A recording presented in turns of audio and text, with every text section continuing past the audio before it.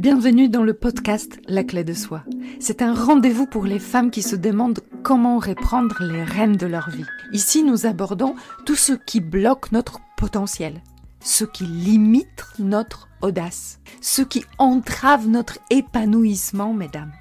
Je suis Julita, votre guide dans cette aventure de découverte de soi. Chaque semaine, je vous propose des partages inspirants. Je suis également coach en transformation personnelle. J'aide les femmes à trouver leur juste place, à créer une vie remplie de sens. Si vous ressentez le besoin de faire bouger la vôtre, prenez rendez-vous pour me raconter votre histoire à vous.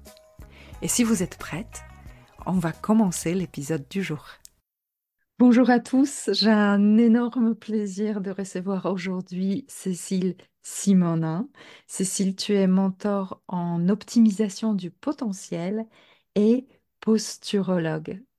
J'ai plein de questions, tu nous raconteras tout ça. Mais avant, est-ce que tu peux te présenter? Avec plaisir. Merci Julita pour cette invitation. C'est un vrai plaisir d'être avec toi. Et Merci. j'adore la façon dont tu prononces mon nom, c'est magnifique.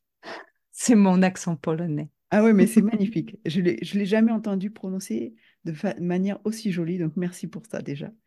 Euh, donc oui, Cécile Simonin, j'ai 47 ans.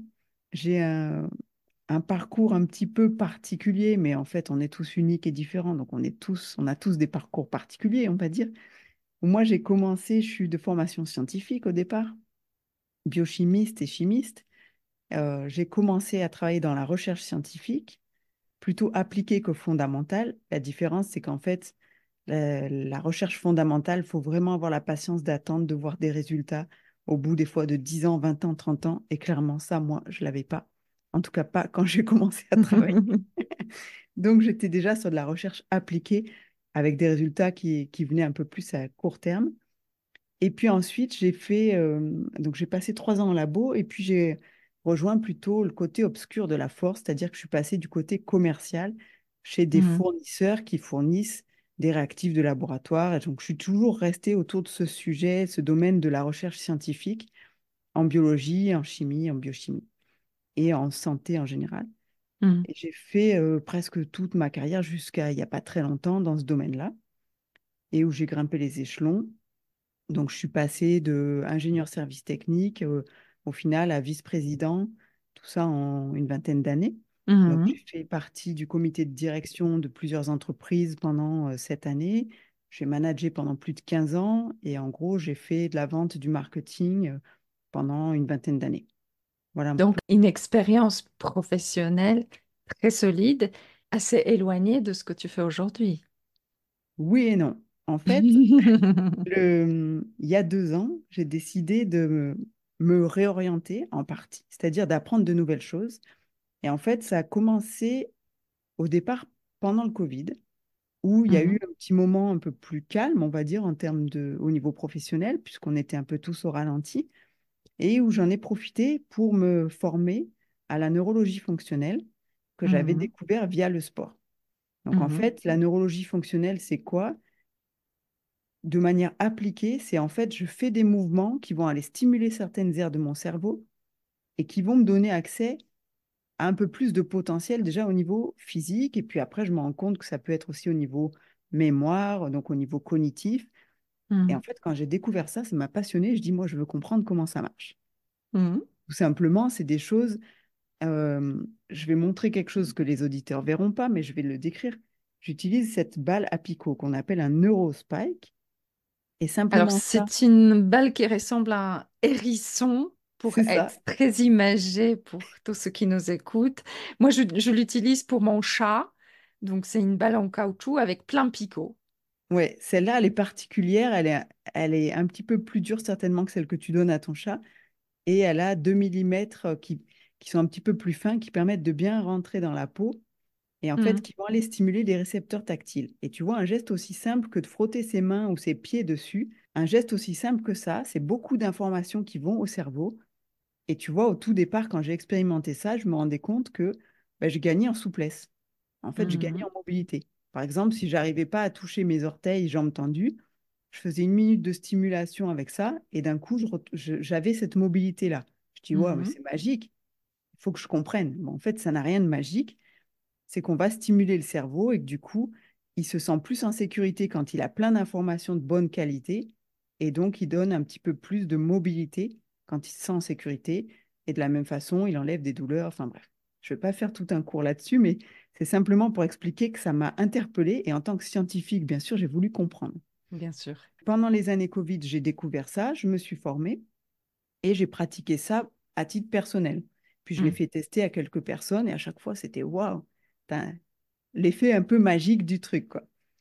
Et en fait, il se trouve que pendant le dernier job que j'ai eu, où je suis restée 2 ans, j'étais vice-président, donc j'avais plein de missions, j'ai fait plein de choses, j'ai fait des acquisitions, intégré des nouvelles sociétés, tout ça à distance parce qu'on ne pouvait pas se déplacer, c'était partout dans le monde.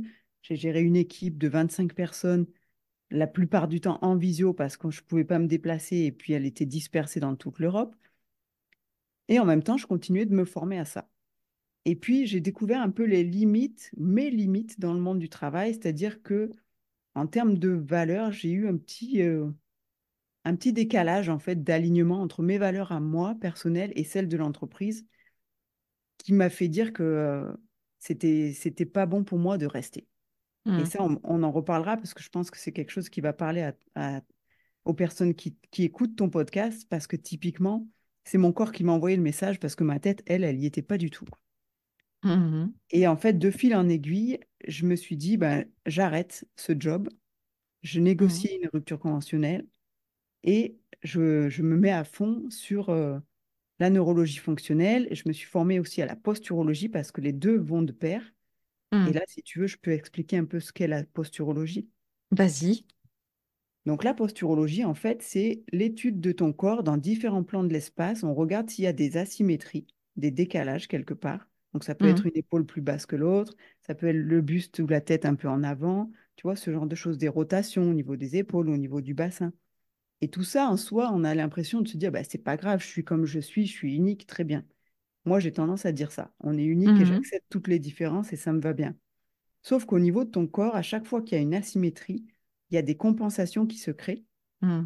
Et ces compensations, à terme, c'est-à-dire quand on prend un peu d'âge, elles finissent souvent par faire mal. Mm. Elles peuvent aussi faire mal même plus jeune, mais si tu fais du sport de haut niveau, bah, ces compensations-là, ces déséquilibres, ils vont entraîner aussi des tensions musculaires qui sont pas symétriques et qui finissent par créer des blessures. Tu es posturologue, donc tu as cette activité en présentiel Oui, chez toi.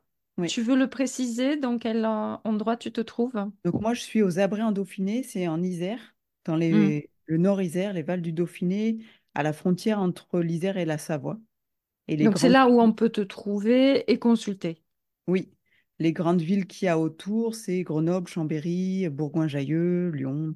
Et donc ton deuxième métier aujourd'hui, c'est le mentor en optimisation du potentiel. Voilà. Et Et donc, celle-ci, tu le pratiques en ligne. oui, moi, j'ai un programme en fait d'accompagnement où je vais aider des personnes qui veulent développer leur leadership. Donc, les personnes que j'accompagne actuellement, c'est soit des entrepreneurs qui Mhm. veulent avoir un job qui leur correspond mieux en fait. Alors Mhm. moi, mon truc, c'est le business triple R, j'appelle ça. C'est-à-dire un business qui te ressemble, qui te ressource et qui te respecte. Mhm. Et en fait, pour moi, le principe, et c'est basé vraiment sur ce que j'ai vécu aussi, hein, c'est de dire si tu as ces 3 R qui sont réunis, tu vas pouvoir durer.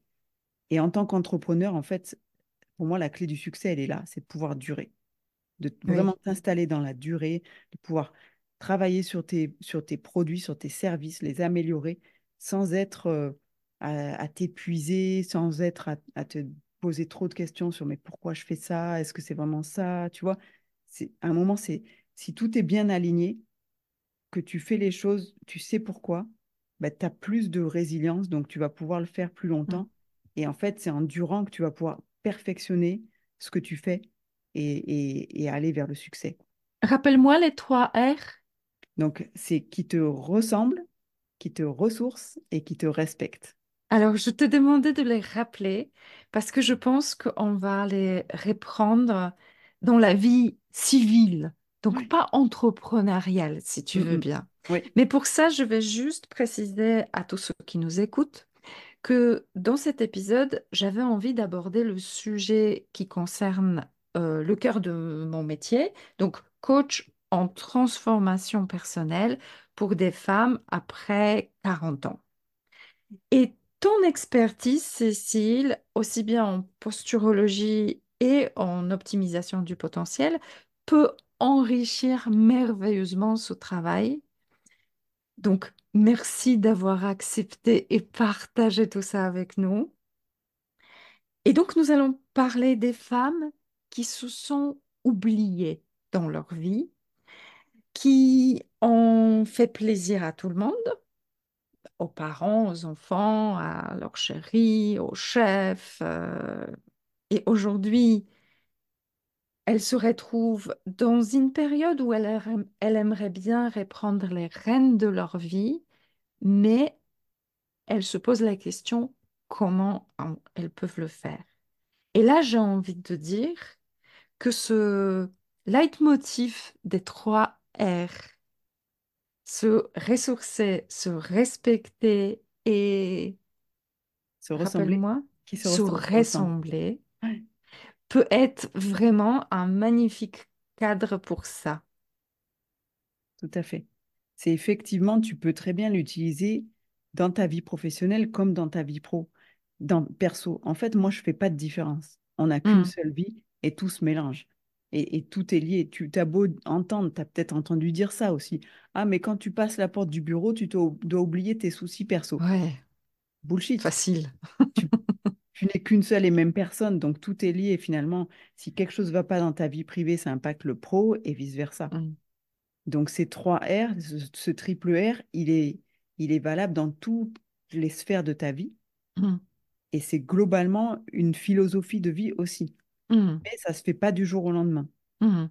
Mais comme je sais que toi, tu accompagnes des personnes qui ont un business, une entreprise, j'aimerais juste préciser que là, on va parler de tout le monde parce qu'on n'a pas forcément envie d'être entrepreneur, mais on va rencontrer les soucis similaires, en tout cas les problématiques similaires dans nos vies perso. Et c'est sur ce terrain que j'aimerais t'amener. Comment on peut démarrer une envie de transformation personnelle? Alors souvent, il y a un déclic. Alors des fois, ça peut être un déclic en douceur. La plupart du temps, c'est quand même un déclic un peu violent, un Ouais, peu brutal, qui peut être physique, qui peut être mental, qui peut être... Et souvent, ça va être quoi? Ça va être soit des douleurs, ouais. soit de la dépression, du burn-out ou des choses comme ça. Le déclic, malheureusement, il en passe souvent par ça. Et j'ai envie de dire souvent pour les femmes. Pourquoi? Parce qu'elles ont une capacité de résilience, parce qu'il s'agit de résilience, hein, c'est de repousser les limites tout le temps sans s'écouter en se disant non, mais là, je dois le faire, il faut, donc je le fais. Et peu Hmm, importe, je verrai plus tard pour m'occuper de moi ou pour souffler, mais j'ai tout ça à faire, je le fais. Et à un moment, c'est le corps qui lâche ou c'est l'esprit qui lâche. Et là, c'est le message de maintenant, tu n'as pas le choix, il faut arrêter. hmm. C'est le message qui est souvent pas compris aux premiers alertes. C'est ça. C'est qu'en fait, avant ça, il y a eu plein d'autres messages. Alors moi, Hmm, j'aime bien dire mon indicateur, en tout cas celui qui, pour moi, me parle vraiment, c'est mon niveau d'énergie. hmm, Est-ce que je me sens l'énergie de faire quelque chose, oui ou non? Et hmm, si j'ai pas l'énergie, je me dis là, il y a un message, c'est que ce hmm, que je projette de faire n'est pas aligné avec ce que je suis vraiment et je cherche vraiment à comprendre.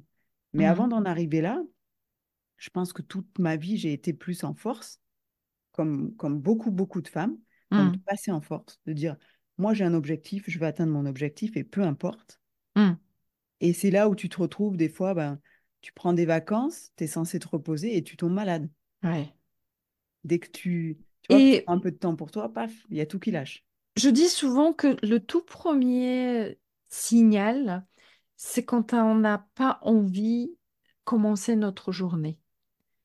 C'est tellement répandu Ouais, que on se lève le matin et on se dit, ah, encore une journée, vivement ce soir, vivement le week-end, vivement les vacances. ouais. Ce signal-là n'est pas normal. Je Si on suis n'a d'accord. pas envie de vivre la journée, Ouais. c'est qu'il y a quelque chose qui peut être modifié, optimisé, transformé. Est-ce qu'on est d'accord là-dessus, Cécile? Complètement. Complètement. En fait, dans la nature humaine, en plus, nous, on est câblés pour avoir le matin ce pic de cortisol qui va te donner envie de te Hmm, lever. Et c'est une espèce comme une pulsion où on a besoin de chercher quelque chose. hmm, Ouais, c'est vraiment le comportement humain, c'est ça. C'est je me lève le matin parce que je cherche quelque chose. hmm, J'ai quelque chose qui me fait avancer. Donc, si j'ai pas l'énergie, la motivation ou l'envie le matin, c'est que je suis pas dans un environnement qui me correspond. hmm. Donc oui, tout à Qu'est-ce fait qu'on fait d'accord. avec ça? Là, déjà, on l'écoute. Oui. C'est qu'on n'est pas là à se dire, ouais, parce que moi, je suis passée par là aussi, tu vois. Quand j'étais dans ce job qui finalement me correspondait pas, j'ai eu ce passage de, j'ai pas envie, quoi. Hmm, J'ai pas envie. Et qu'est-ce que j'ai fait au lieu de me dire, si j'ai pas envie, c'est que ce job me correspond pas, il faut que je comprenne qu'est-ce que je peux changer dans ma vie pour que ça aille mieux. Je me suis flagellée. Je me suis dit, ah, mais t'es feignante. Attends, hmm. ça y est, t'as 45 ans, t'as plus envie de travailler. Ouais. Et ça, c'est tout le travail aussi sur son éducation, hein, parce que Oui, évidemment. c'est pas venu tout seul, hein, c'est que j'ai aussi été élevée comme ça, tu vois. Euh, donc, je me suis beaucoup fait de reproches, beaucoup jugé durement Hmm, avant de comprendre que, ben non. hmm, Et tu vois, c'est là où ça m'a aidé parce qu'en même temps, je faisais la neurologie fonctionnelle et je me suis dit, ben non, tu hmm, vois, quand tu apprends ou que je commençais à coacher des gens en neurologie fonctionnelle, des sportifs comme ça, tu vois, pour le plaisir, je dis, ben là, tu en as de l'énergie et de l'envie. hmm. Donc, c'est pas toi le problème. Ouais. C'est ce que tu te forces à faire qui va pas. Tu vois, mais si j'avais pas eu ça, je pense que c'est facile de s'enfermer dans un espèce de cercle vicieux où bah, finalement tu te juges, donc tu perds toute estime pour toi-même Hmm, et tu t'enfermes dans quelque chose qui t'enfonce de plus en plus, quoi. hmm, hmm. Mais j'aime beaucoup ce que tu partages parce qu'il y a deux choses. Tout d'abord, qu'on n'a pas l'habitude de s'écouter. Mm. Et encore une fois, je vais revenir, on parle aux femmes après 40 ans. Elles ont tellement mis en avant tout leur entourage que probablement, si vous nous écoutez et si vous pensez qu'il faut que vous fassiez plaisir d'abord à vos parents, à vos enfants, à votre chérie, à votre voisine, à vos collègues, au chat, au chien, tout le monde passe avant vous, que vous avez des obligations, que vous ne pouvez pas faillir pour ne pas rendre le service à quelqu'un, c'est qu'il y a un grand déséquilibre dans votre vie. Et donc, dans cette situation, il y a aussi euh, le passage où il faut s'autoriser à s'écouter et se dire non. Je vais dire non à mes enfants, je vais dire non à ma voisine, juste pour s'occuper de moi. Donc ça, c'est la toute première autorisation. Après, il y a un apprentissage de cette écoute, parce que quand on ne sait pas écouter, c'est qu'est-ce que je me raconte? Est-ce que j'écoute mon corps et mes émotions, ou est-ce que j'écoute ce dialogue éducatif qu'on est depuis des années et des années et qu'on a bien appris nos leçons? Et ensuite, c'est quoi s'occuper de soi? Souvent, quand je parle aux femmes, le premier réflexe, ben oui, je peux aller chez le coiffeur. Je peux me faire des ongles. Mais après, c'est pas de cette manière dont on parle, n'est-ce pas, Cécile? S'occuper de Pour, soi. pour moi, Ça non. peut être la première étape. Ça peut parce que ça fait toujours du bien d'aller chez le coiffeur. Mais C'est parfois nécessaire. c'est ça, Heureusement qu'on est en podcast, on voit pas ma tête. c'est ça. Moi, c'est pareil, j'en aurais bien besoin là, mais bon, ça se voit pas. Euh, c'est plus loin de ça. C'est en fait, déjà pour moi, c'est apprendre à s'aimer. C'est difficile comme notion. C'est Moi, très je difficile. l'amène beaucoup par étapes. Parce que si la personne ne sait pas s'écouter, elle ne sait pas comprendre le message, si tu lui dis il faut que tu t'aimes, oh, c'est une montagne. Ouais. Déjà, c'est en fait, c'est vrai que l'enjeu, c'est d'arriver à formuler les choses sans utiliser le il faut ou tu dois. Ouais. Mais apprendre à s'aimer, c'est vraiment pour moi le déclic. Au moment où tu y arrives, bah, du coup, tu sais ce que tu dois faire pour prendre soin de toi. Hmm. Après, ça peut être aussi se poser des questions. Moi, j'aime bien, tu vois, ce qui peut servir de déclic par rapport à ça, c'est pour les femmes qui écoutent, qui sont mamans. Mm, Est-ce que la façon dont tu te parles à toi-même, c'est quelque mm, chose que tu accepterais qu'on dise à ta fille, par exemple? oui. Ça, c'est un très, très beau filtre. Et il est Parce que très souvent, efficace. la façon dont tu te parles, c'est dur, c'est... Mais en fait, jamais tu dirais ça à ta propre fille. Mm, Ou tu accepterais que quelqu'un d'autre parle comme ça à ta fille, tu vois. mm, Et là, déjà, ça te donne un petit déclic. Bah, tiens, si je me parlais aussi gentiment que je parle aux gens que j'aime. mm, Et pour moi, c'est le premier pas. ouais. Après, prendre soin de soi, c'est aussi faire en sorte, pour moi, c'est passe par la santé. C'est Mm, qu'est-ce que je fais pour être en bonne santé. Et on peut le oui. faire de manière tout à fait altruiste. C'est-à-dire que si tu as du mal aujourd'hui à te dire, je le fais pour moi, mais ça me paraît égoïste, et ça, c'est encore une question d'éducation. Mm, Prendre soin de soi et s'aimer soi-même, c'est pas de l'égoïsme. mm, En fait, quand toi, tu vas bien, que tu es en bonne santé, que tu t'aimes, tu vas pouvoir aimer les autres, tu vas pouvoir les aider beaucoup mieux mm, que si tu es au bout du rouleau. tout à fait. Et, Et souvent, je passe par la notion se respecter. Parfois, j'arrive à ramener les femmes vers le côté amour de soi en commençant par, dans tout ce que tu fais, est-ce que tu as l'impression de se respecter? mm, mm. Ouais. C'est pour ça Et que j'aimais beaucoup tes mes 3 triples R. R. Mm, mm. Ouais, bah, tu vois, on retrouve la notion de se ressourcer, c'est par rapport à mon énergie, ce que je disais tout à l'heure. Mm, Se respecter, c'est est-ce que finalement, je me sens bien dans ce que je fais? Est-ce que euh, quand j'ai fini ce que je fais, ou ce que je veux faire pour moi, est-ce que je me sens de la joie, en fait, tu vois? Est-ce que je ressens de la joie? mm, Est-ce que je peux, à la fin de ma journée, me dire, ah, ben, je suis contente d'avoir vécu cette journée? oui. Pour moi, c'est ça, se respecter aussi, tu vois? C'est remplir sa vie de choses qui nous font du bien. Mm. Et j'aimerais revenir sur le premier R, se rassembler. Oui, Se rassembler. Parce que quand on s'est oublié, on a parfois du mal à comprendre quelles sont nos envies et nos besoins. Est-ce que tu as une manière de faire? moi, pour ça, en fait, je trouve qu'il n'y a rien de mieux que de se reconnecter à son corps. On est Mhm, dans une civilisation où on est très basé sur le mental, le cérébral, les pensées, les idées. Ok, c'est très bien. Mais en fait, mm, tout est lié. Je peux mm, pas. Il y a un bouquin qui s'appelle L'erreur de Descartes qui mm. explique ça. C'est je pense donc je suis. Enfin, quelqu'un l'a dit. C'est ça. C'est bullshit, ça aussi. Alors, a priori, après, on peut discuter, hein. A priori, il ne le disait pas exactement dans le sens je ne suis qu'un cerveau. Mm, Mais en tout cas, ça passe par le corps. On est câblé pour que le corps reçoive des stimulations et c'est ça qui va faire du bien au cerveau. mm, Et en gros, tu vois, c'est pas pour rien qu'on utilise le même mot pour dire équilibre, équilibre physique. Si je me mets sur un pied en équilibre et équilibre mental, je me sens équilibré dans ma vie. C'est mm, le même mot parce que c'est la même chose. mm, Et ça, c'est scientifiquement prouvé dans le sens où c'est typiquement des choses sur lesquelles on travaille en neurologie fonctionnelle appliquée.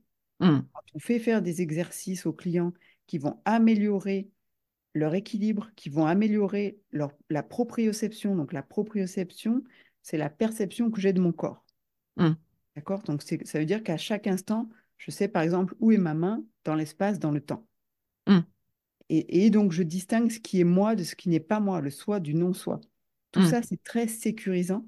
Ça passe par le corps et ça fait du bien au cerveau. Donc la première chose, je dirais, pour se ressembler, c'est se reconnecter à son corps. Et le corps, il mm, a besoin de quoi? Il a besoin de boire de l'eau. mm, Et je dis ça pas par hasard parce que souvent, très souvent, les femmes que je vois, celles qui sont stressées, celles qui ont oublié de s'occuper d'elles et qui viennent me voir parce qu'elles ont mal partout, parce que bon, bah, sont allées au bout de la to-do list, elles ont tout coché Et puis tout en bas, elles se disent, ah ben tiens, je pourrais peut-être m'intéresser un peu à moi. Elles ne boivent pas. Mhm. Pour plein de raisons. Pas le temps, pas soif. Alors pas soif, ça c'est aussi, je m'écoute pas, hein, Mm. parce qu'on a forcément soif à un moment. Mm. Pas le temps d'aller aux toilettes, du coup je bois pas. Oui. Et ça, c'est pas se respecter non plus, hein. Euh, Donc, donc s'hydrater avec de l'eau, super important. Première chose, pour que le corps, le cerveau fonctionne bien. Faire attention à ce qu'on mange ou mm. à ce qu'on met sur sa peau. Donc, nourriture, produits cosmétiques, c'est la même chose. C'est attention à tout ce qui est ultra transformé qui Mm. nous empoisonne petit à petit. Et ça, c'est Mm. valable pour les hommes et les femmes, hein, pas que pour les femmes, bien sûr. Évidemment. Mais, et pareil pour les crèmes, pour voilà, tout ça. Attention, il y a aussi des produits chimiques qui petit à petit nous empoisonnent. Mm. Et puis après, c'est bouger, Et bouger. bouger. Parce que finalement, le cerveau a besoin de mouvement pour être stimulé. Et alors là, si tu veux bien, je vais donner juste un petit truc pour combattre le stress. Avec plaisir. Le stress, c'est quoi? C'est une réaction physiologique. C'est un super pouvoir, hein, parce que ça nous permet d'aller chercher très rapidement une grande quantité d'énergie pour faire face à un danger Mm. et pouvoir soit combattre, soit fuir. Mm. Ce qui se passe aujourd'hui, c'est qu'en fait, le danger, bien souvent, il n'est pas réel. Le danger, il est Mm. dans notre tête, mais pour le corps, pour le cerveau, c'est la même chose. Mm. Donc, il va aller libérer cette grande quantité d'énergie. Et donc là, quand tu sens le stress monter, donc c'est quoi le stress qui monte? C'est les battements cardiaques qui augmentent, c'est la température corporelle qui augmente parce que c'est l'adrénaline qui fait ça. Mhm. Je commence à avoir un petit peu plus chaud. Éventuellement, je rougis un petit peu au niveau des joues, ce genre de choses. Premier signe de stress, le réflexe qu'il faut avoir, c'est de dire, je fais une pause et je vais marcher. Mm. Je vais marcher ou courir, hein, ce que tu veux, quoi. Mais je Mm. vais dépenser cette énergie parce que si je la dépense pas, elle va en quelque sorte me consumer, quoi. Mm. Tu vois? Et c'est en ça que bouger est important. Et si tu testes, tu verras que si tu vas marcher 20 minutes, tu reviens, tu as retrouvé ta clarté d'esprit que Mm. tu perds quand tu es stressé parce que le but du stress, c'est juste de focaliser sur le danger, te donner toute l'énergie. Tu combats ou tu fuis, mais voilà, Mm. c'est tout. On ne te demande pas d'avoir une vision globale de ta vie, de prendre du recul à ce moment-là. C'est pas le moment, quoi. Mm. Voilà. Donc, Alors, je vais bouger. profiter de ton explication qui est très claire pour rajouter deux choses. La toute première, c'est lorsque on a ce phénomène de stress qui se dégage et donc besoin de fuir ou de courir, en tout cas se dépenser. Ce phénomène nous fait brûler les graisses et le transforme en glucose. Le glucose étant nécessaire pour fournir un effort, donc fuir ou courir. Sauf qu'aujourd'hui, comme on ne fuit pas ni on combat pas, ce glucose, il va se rétransformer en gras. Ça va nous maintenir le niveau de l'insuline à un niveau qui va nous empêcher de perdre de poids. Et la deuxième chose, c'est que 5 minutes de stress intense mobilise tout votre système immunitaire pendant 5 heures. Ah, c'est énorme. Le corps, il a besoin de 5 heures pour éliminer la cortisol, l'adrénaline, toutes les hormones de stress. Et pour lui, c'est vital. Pendant ces 5 heures, il va s'occuper de rien d'autre. Ce qui veut dire que vous flinguez quelque part votre énergie, votre vitalité pendant 5 heures. Et on parle de 5 minutes de stress, donc pour celles qui vivent un stress chronique ou intense, les montagnes russes à répétition dans leur journée, vous comprendrez peut-être pourquoi vous êtes très fatigué le soir et pourquoi vous avez un problème de yo-yo sur votre balance. Ouais. Voilà, c'était juste une parenthèse qui peut parler aux femmes qui cherchent un équilibre. Ouais, très intéressant parce que ça permet aussi de se focaliser sur autre chose que la nourriture ou Hmm, le poids, qui est aussi une bonne raison de pas s'aimer, tu vois, c'est que tu te regardes, tu te plais pas, tu te trouves trop grosse, nanana. Ouais, mais en fait, exactement. avant de t'obstiner à te dire, à te priver de nourriture, regarde ton environnement autour. Ouais, c'est primordial et essentiel. Mm. Lorsqu'on a décidé de s'écouter, on comprend les messages. C'est quoi la deuxième étape? Mais après, c'est agir, j'ai envie de dire. Je vais te raconter une petite histoire parce que, tu vois, on a beau être un petit peu plus éveillé, on va dire, par rapport à ça, et moi, je suis à l'écoute des messages que mon corps m'envoie. Pour autant, ça ne veut pas dire que je fais un parfait du premier coup, hein. Des fois, je Hmm, fais des erreurs. Et par exemple, il y a 2, 3 semaines, j'ai eu tout le week-end une migraine carabinée. Et ça faisait très longtemps que j'en avais pas eu. Parce que du coup, depuis que moi, je me suis construit un environnement triple R, donc qui me hmm, ressemble, me ressource, me respecte, c'est vrai que j'avais plus ce problème de migraine que j'avais sinon très hmm, régulièrement. Et là, tout le week-end, mal à la tête, et puis rien à faire, ça passait pas. Je me suis dit, OK, quel est le message? Il y a un truc qui ne me va pas. J'ai fini par comprendre que je me mettais trop de travail sur le dos. hmm, J'avais prévu trop de choses à faire sur ce premier trimestre. Tu vois, j'ai dit, bon, ben, il y en a trop.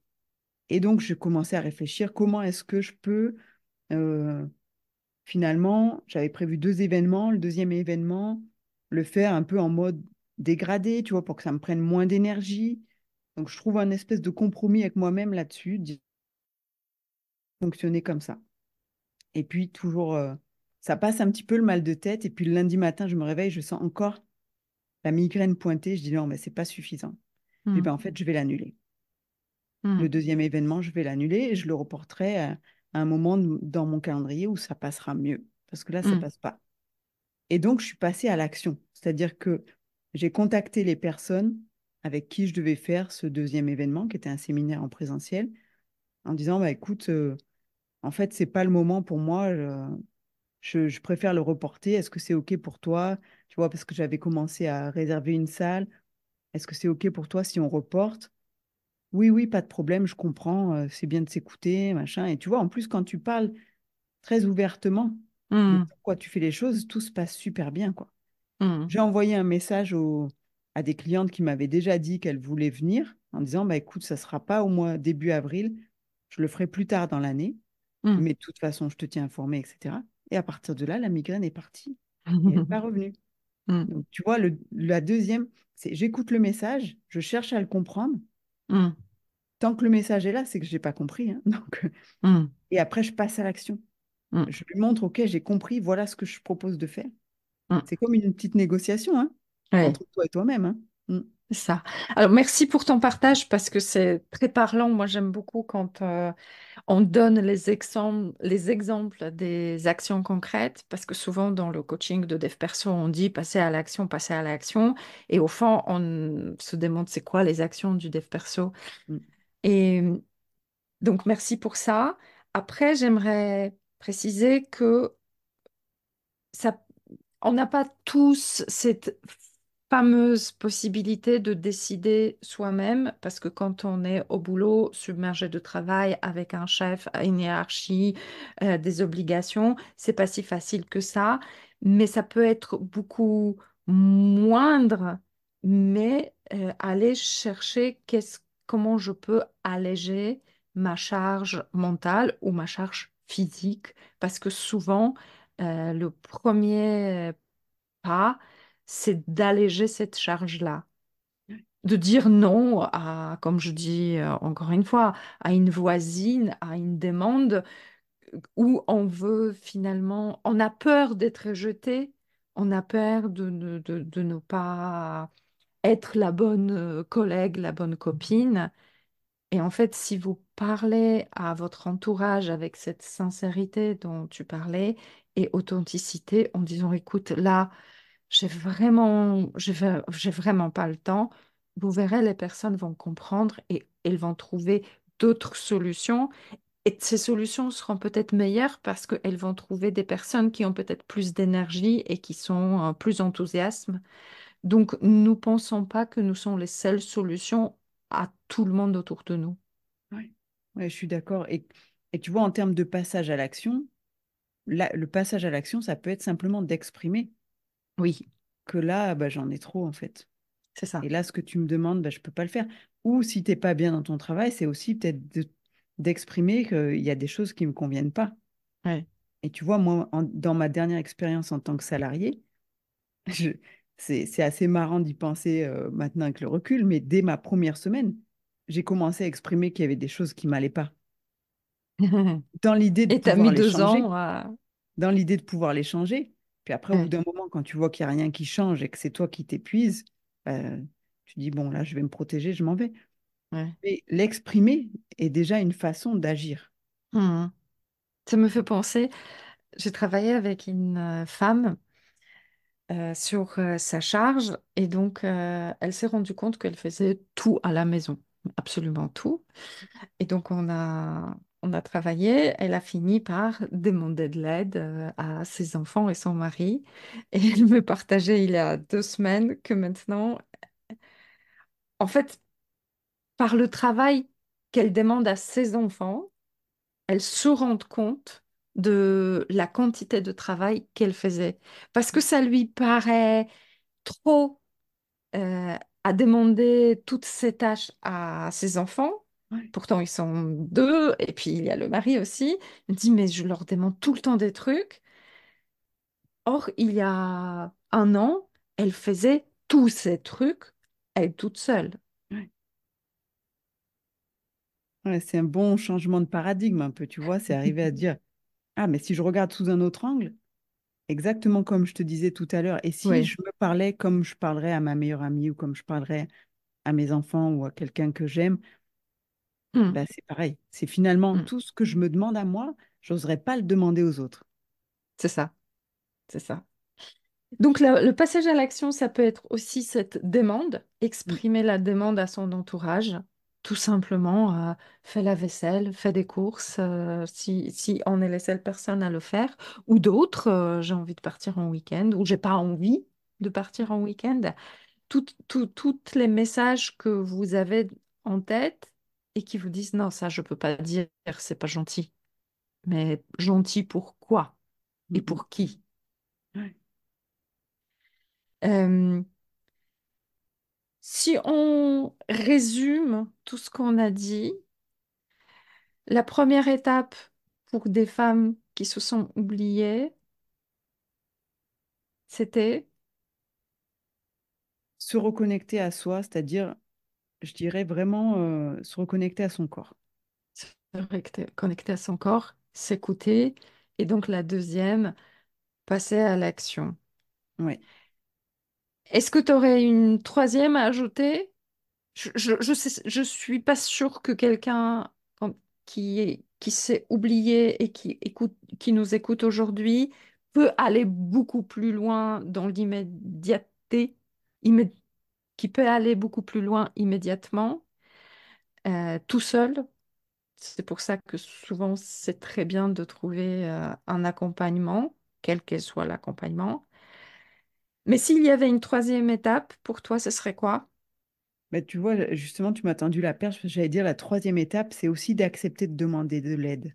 Ouais, Et souvent, c'est très, très difficile. ouais. Parce que, encore une fois, ça peut être une question d'éducation, ça peut être une question aussi d'estime de soi, de se dire, mais non, mais si je demande l'aide, je suis censée savoir faire ça toute seule. Et Hmm, pourtant, ça fait du bien.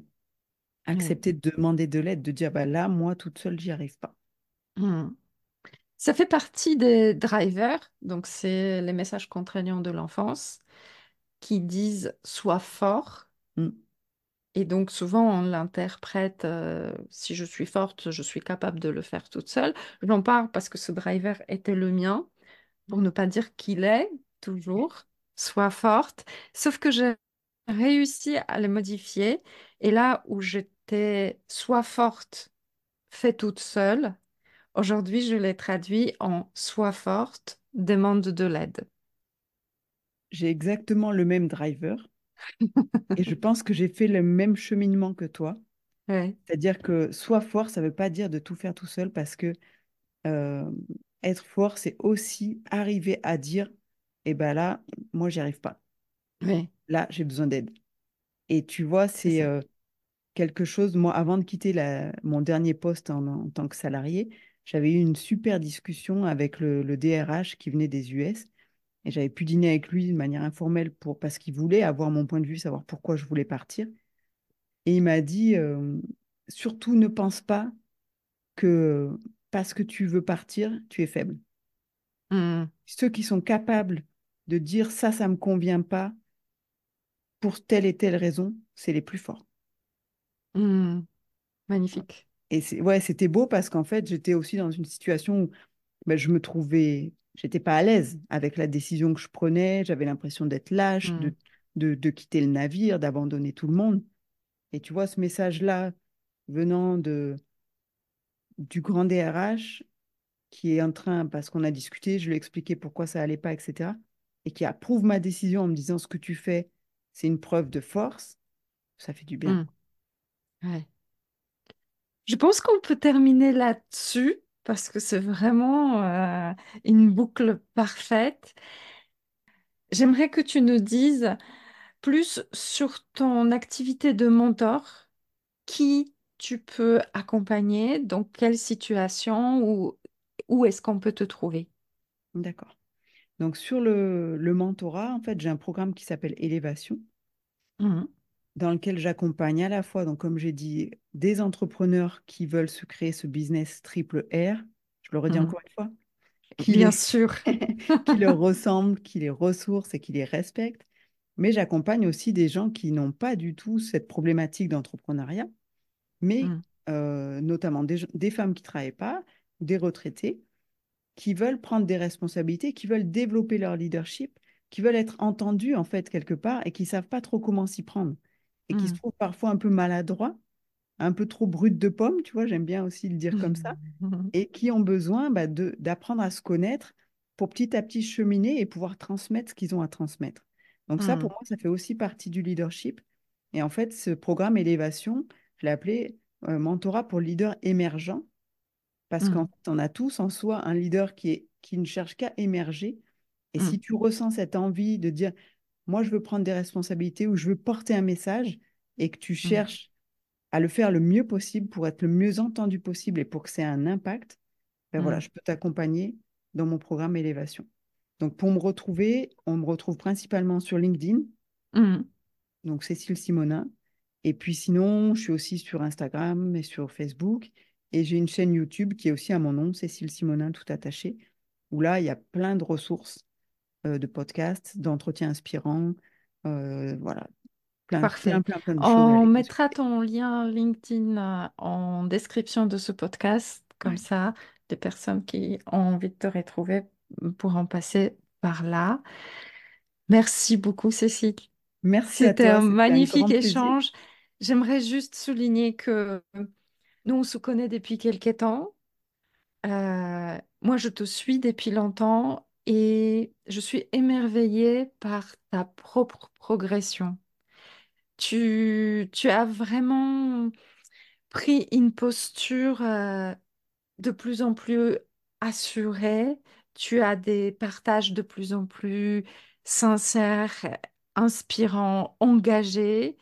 Et ça, pour moi, c'est vraiment le gage aussi de la qualité de l'accompagnement que tu peux proposer parce que tu as traversé tout ça, parce que tu l'as compris, que tu as un bagage professionnel impressionnant, mais tu restes dans une espèce d'humilité et de empathie qui est vraiment magique. Donc, Merci pour tous beaucoup. ceux qui ont Ça me touche besoin beaucoup. de travailler, Cécile est vraiment une accompagnatrice merveilleuse, Merci, Julita, ça me touche beaucoup. Merci pour ces mots. Ça fait toujours du bien d'avoir un regard extérieur sur ce qu'on fait, hein, tu le sais, donc bien sûr. merci beaucoup. Un grand merci pour avoir écouté cet épisode de La Clé de Soi. Je vous invite à découvrir d'autres partages et d'autres personnalités dans les différents épisodes de ce podcast. Vous les trouverez bien évidemment sur votre plateforme d'écoute préférée. N'oubliez pas de liker, commenter, partager sans modération afin de faire résonner la voix de ces personnes inspirantes. Votre soutien est ma clé pour inspirer davantage de vie. Grand merci à vous.